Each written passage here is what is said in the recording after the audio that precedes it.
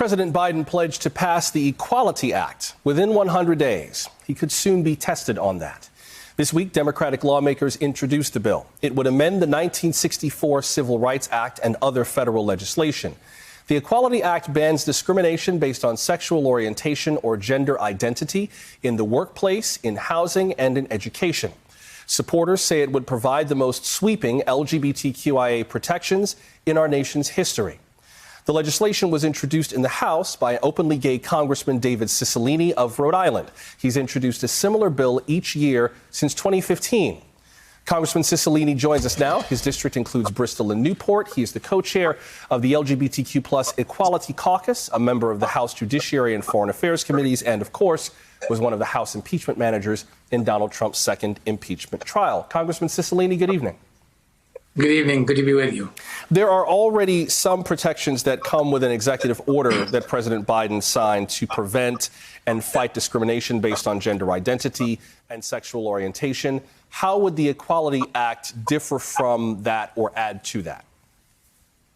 Well, first of all, equality is a founding principle of this country. And I think all Americans understand that everyone deserves to be treated with dignity and have the equal protection of the law. And so what the Equality Act does as a matter of federal law, it prohibits discrimination based on sexual orientation and gender identity in housing, employment, public accommodations, jury service, education, and federal funding.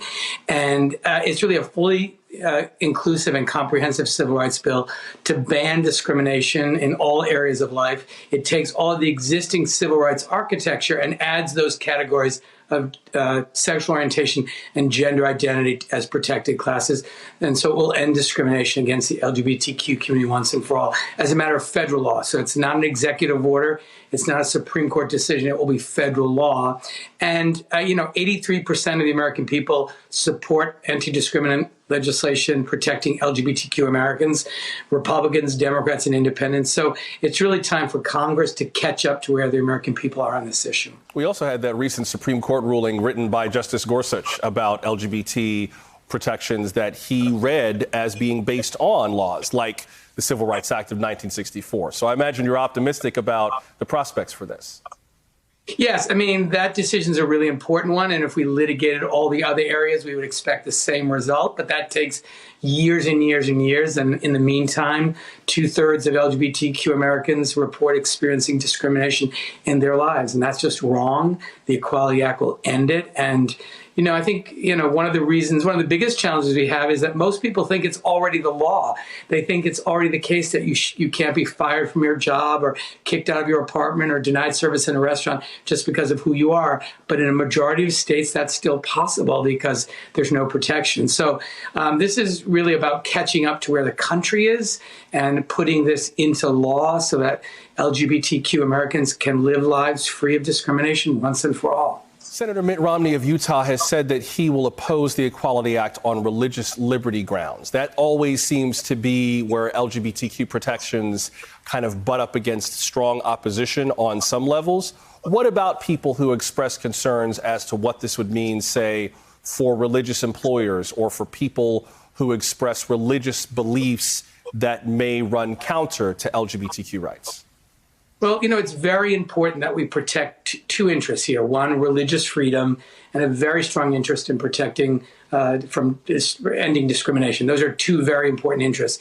And what we do in the Equality Act is we say, look, the religious exemptions that already exist for all the other categories will exist in the same way in the Equality Act. The LGBTQ community is not asking for more, not asking for less, but the very same religious exemptions will apply. So there won't be any infringement on any religious exercise or any religious expression by anyone. But at the same time, we'll ensure that LGBTQ Americans can live lives free from discrimination. What is your sense more broadly of the legal environment for LGBTQ people? I think we've gotten so much acceptance societally, but it's easy to forget that a number of states have been introducing new laws that would clamp down on transgender students competing in sports in line with their gender identity compared to their biological sex at birth. It almost feels like the next frontier of people to pick on are transgender kids. I don't know what that says to you.